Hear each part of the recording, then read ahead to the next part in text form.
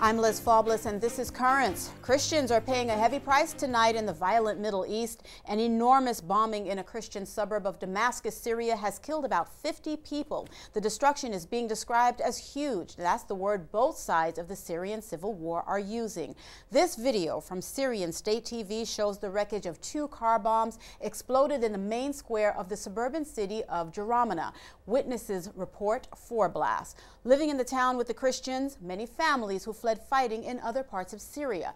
The government of Bashar al-Assad is blaming the attack on the rebels. They have been accused previously of using innocent Christians as fodder to bring international concern and pressure on the Assad regime.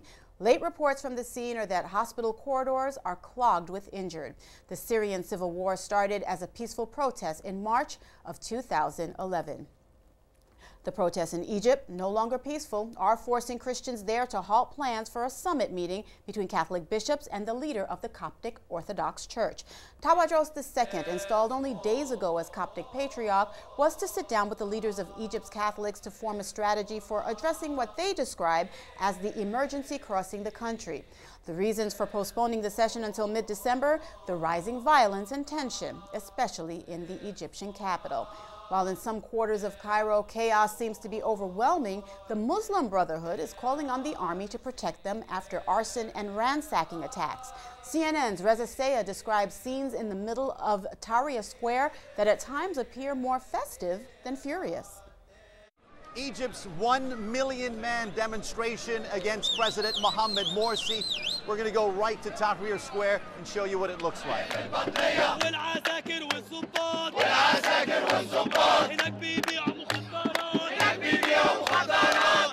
All right, here we are in Tahrir Square. A lot of people were waiting to see if this demonstration would be big.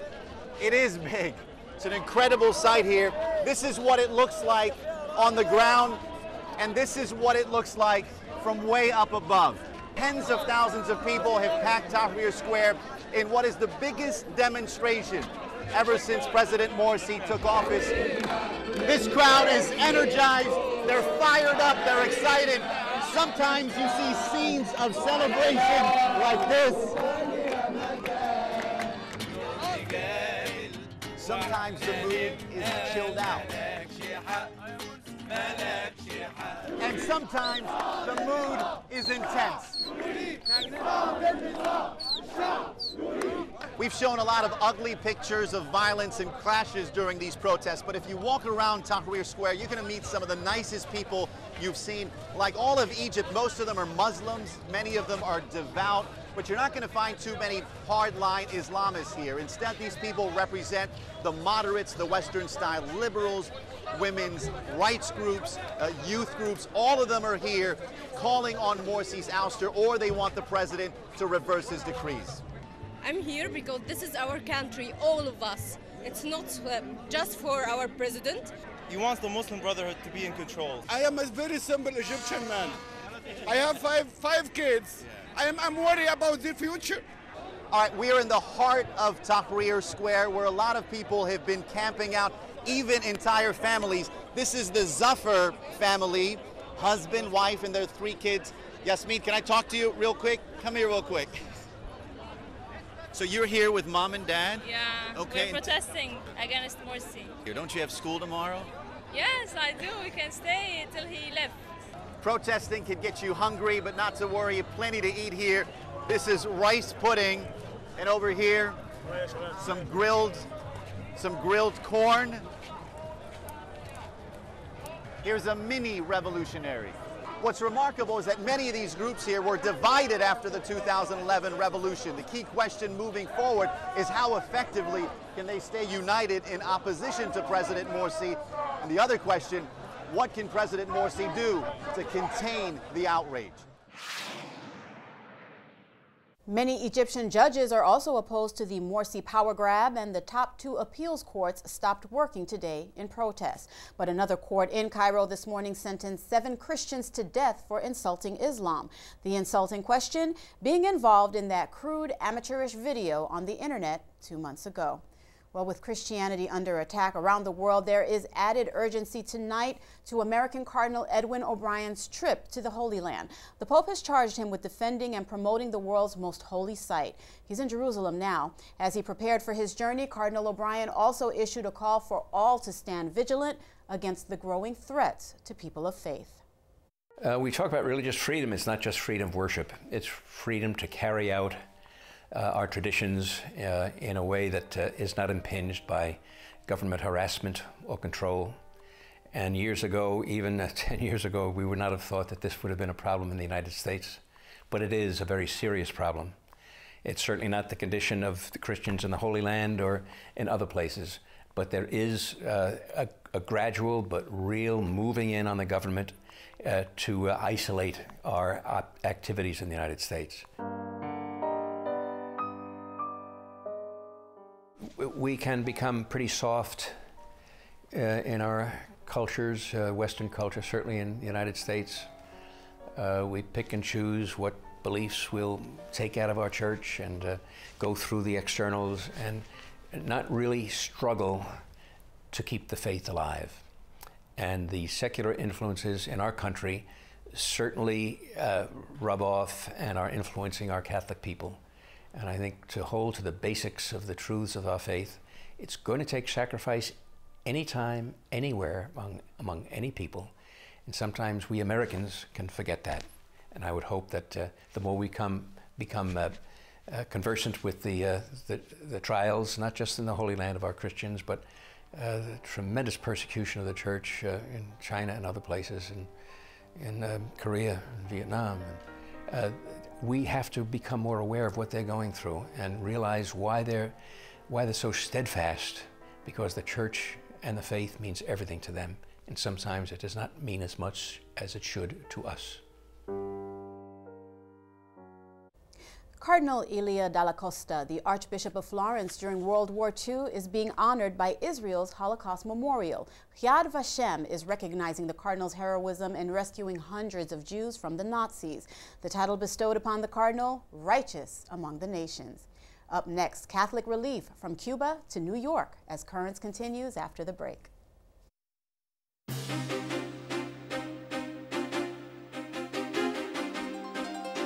Welcome back to Currents. I'm Liz Faublas. From New York to Havana, Catholics are hard at work helping heal the lives turned upside down by Hurricane Sandy. Catholic Charities is working mainly in New York and New Jersey, Catholic relief services mostly in the Caribbean. But those helping need more help. Special collections were taken up in many dioceses this past Sunday, and the Gifts of American Catholics provided more than 4 tons of food just sent to Cuba. For many Latinos in our area, the challenges of language are adding a special burden to recovering from the storm.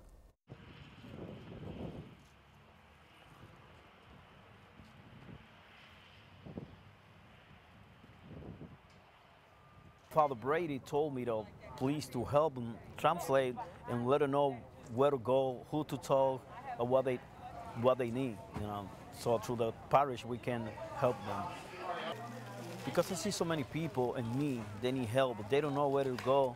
People, they can't speak any English, you know, they only speak Spanish. They don't know what to do.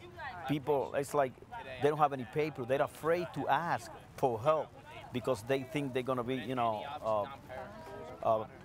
in trouble. And then I'm trying to tell them not to be afraid, to get the help they need. Need to be united, be together in case like this, because today I didn't have any damage, but tomorrow, who knows, it may be me to need help, you know, to help others. It's the only way we can survive and, you know, come up from with this kind of stuff. And as Mr. Castillo just said, the only way we will overcome the storm is by helping one another. But not everyone has been heroic during this recovery, as we learn now from CNN's Deborah Fayerick. I had all new furniture. When Superstorm Sandy hit Gerritsen Beach, Brooklyn, Peggy Taylor thought she was ready. She had paid decades worth of insurance premiums to be covered for catastrophe. So this is the letter basically denying any... That I went to the office and this is what they gave me. She says her claim was denied. Her deluxe homeowners policy covered hurricane and wind, not floods. She said, you're not entitled to anything. You don't have flood insurance. Know what I'm not covered for? Down the block, Tom Sullivan was having a similar problem with a different insurance company. The water was coming out of the tubs, out of the toilet. After initially being told he would get $10,000 for sewer backup, he was then told no because his damage was caused by the storm surge. When you agreed to this policy, was it your understanding that if I pay you and my home suffers damages, you will make it right and cover? That would be the understanding with anyone. I mean, otherwise, why pay? More than a dozen people we spoke with in hard-hit storm areas, not just here, were equally upset. How many of you are less than happy with the experience of your insurance company? All of us. Insurance critics call the pushback delay, deny, defend. The worst is just saying, we're not going to pay for this when in fact it's covered, or lowballing, saying we're only going to give you 50 cents on the dollar. What we're hearing is that a number of these insurance companies are finding ways to say no before they're finding ways to say yes. I would disagree. There are a small number of disputes that do occur. When you have as many as 1 million claims, yes, they do. Robert Hartwig speaks for the insurance industry. He could not talk about the denied claims, instead saying payment of Sandy-related claims is going very well. People are paid the amount of money that they are entitled to under the terms and conditions of the policy, yes. And that may be a big part of the problem. Many people don't understand the terms and conditions of their policies until after they need them. What does this mean? We may not limit our liability to pay damages for which we become legally liable to pay. I don't know. I don't know. Because some people will say, look, it's your responsibility to understand this. But what does that mean? Arguably, some insurance companies may count on exactly that. The state's chief insurance regulator, Benjamin Lawsky, is tracking insurance companies who fail to do the right thing. If it ends up that there is a pattern where particular companies are not paying what they promised to pay, they are going to have a huge problem doing business in this state. So what happened? Both Peggy Taylor and Tom Sullivan got intervention. Peggy from New York State's Financial Services, which called her insurance company. After surveying the damage, an adjuster gave her a check for $7,500, a partial payout for hurricane and wind damage, though not floods. As for Tom Sullivan, after we called his insurance company, they reviewed his claim and promised him a check for $10,000. They then contacted us to find out whether Sullivan's story would be included, now that the matter was resolved. CNN's Deborah Farrick. Well, New York police have finally made an arrest for looting in Breezy Point, Queens. A 26-year-old man was busted for breaking into a storm-damaged bungalow. More than 60 incidents have occurred in the neighborhood so far. The suspect, a resident of Breezy Point.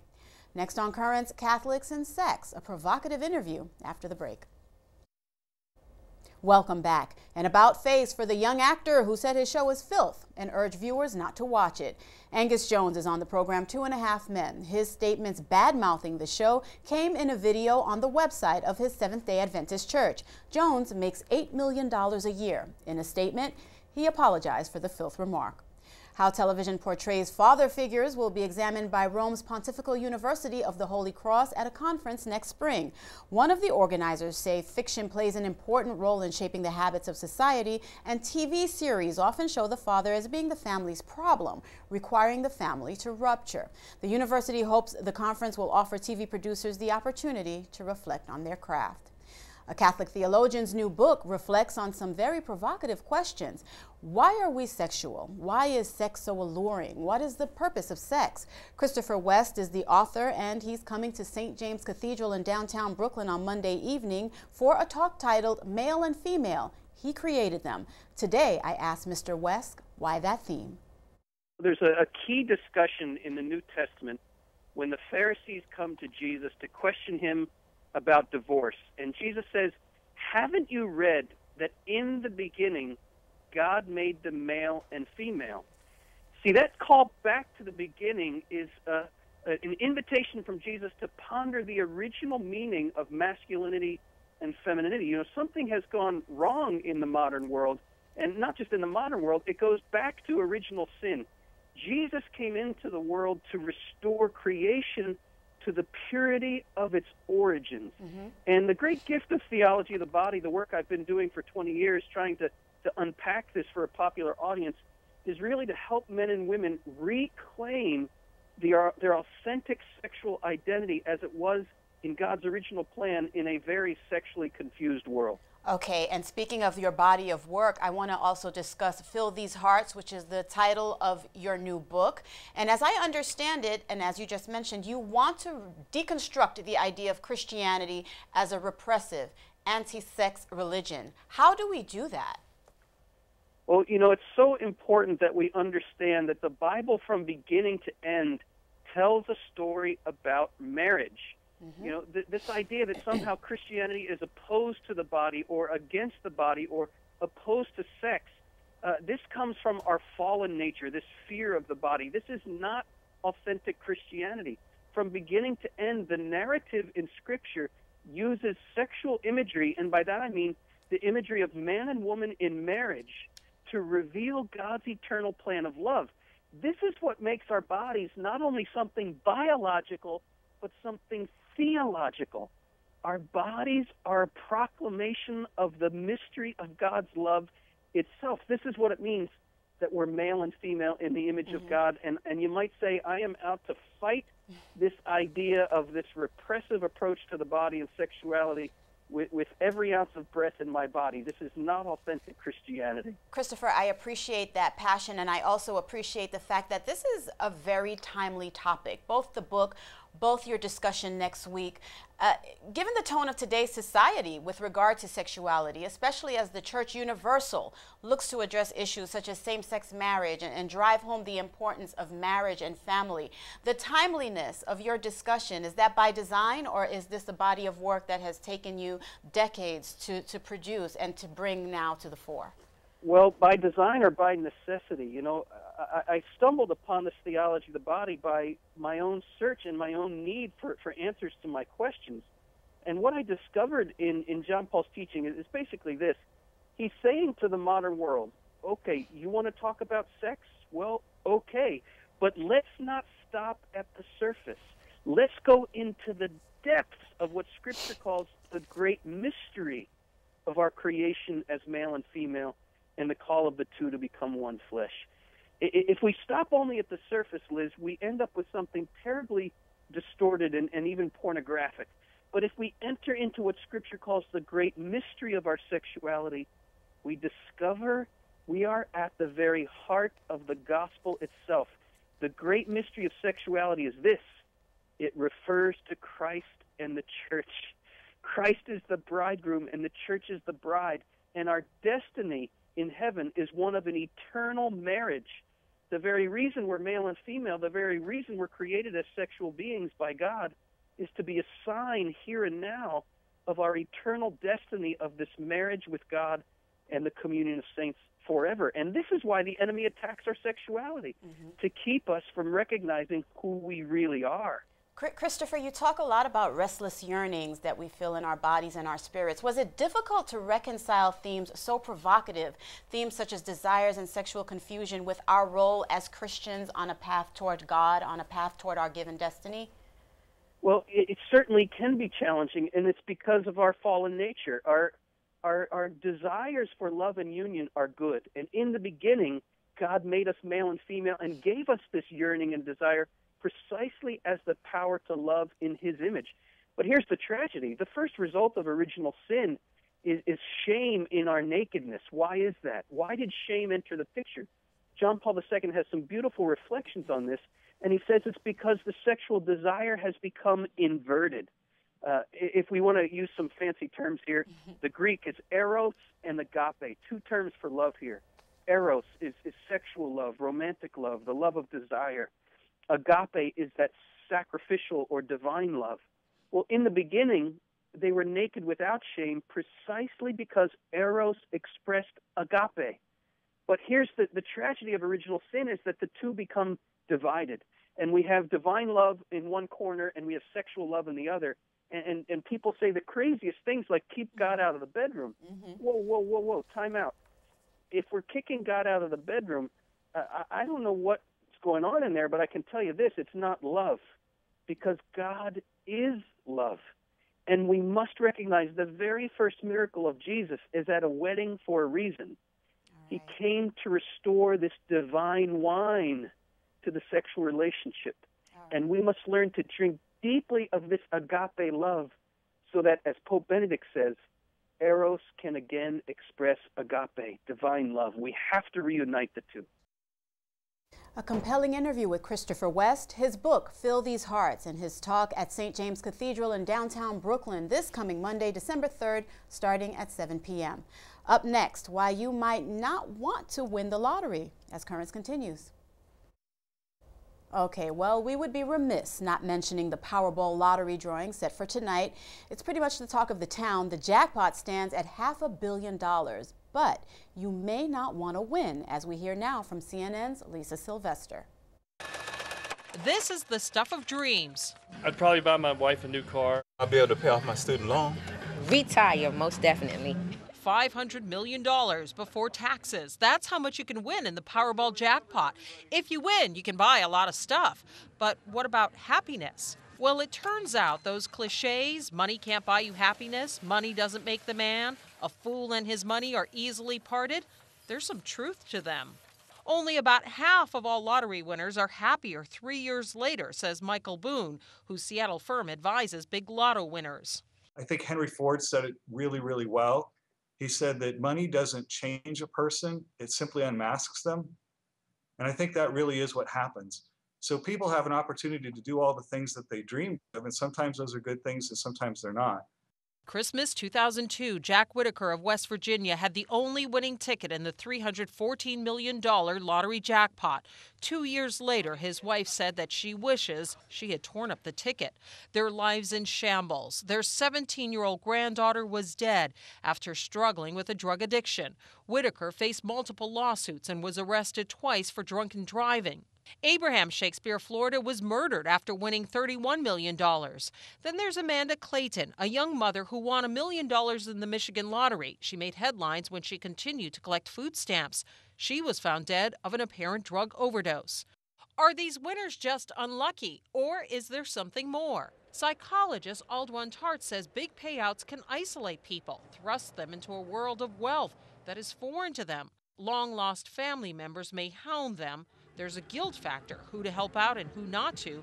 And there's a funny thing about money and happiness you may not realize. You win the lottery, and so you spend a lot of money. And what happens is you get used to having a lot of money and spending a lot of money. So what happens is you actually have to spend more money to get the same level of happiness. But what about the lottery winners who do end up happy? What's their secret? Experts say they don't lose their sense of self, and they can separate their identity from their money. CNN's Lisa Sylvester. Well, a child's first steps are absolutely priceless. But for 18-month-old Lincoln Moser to reach this day, he had to overcome seemingly impossible odds. He was born premature after only 23 weeks. He weighed just over a pound, and doctors said he had about a 4% chance of survival. Even more astonishing, he's learning to take his first steps and first stumbles on a prosthetic leg. Doctors amputated his right leg 4 weeks after birth because of a blood disorder.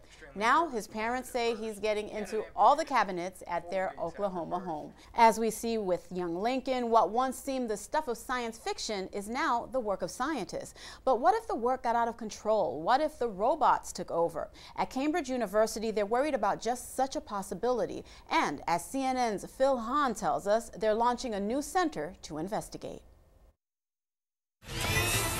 Murder's a new trick for a robot. It's a threat that could change the course of humanity, and it's not what you think. We're gonna miss the good old days. What good old days? When people were killed by other people. Just like the Hollywood film I, Robot, what if machines started developing their own artificial intelligence? Robots might naturally evolve. It's a real enough danger that Cambridge University has set up a new center to study the pitfalls posed by artificial intelligence. And they're not the only ones. But don't panic just yet.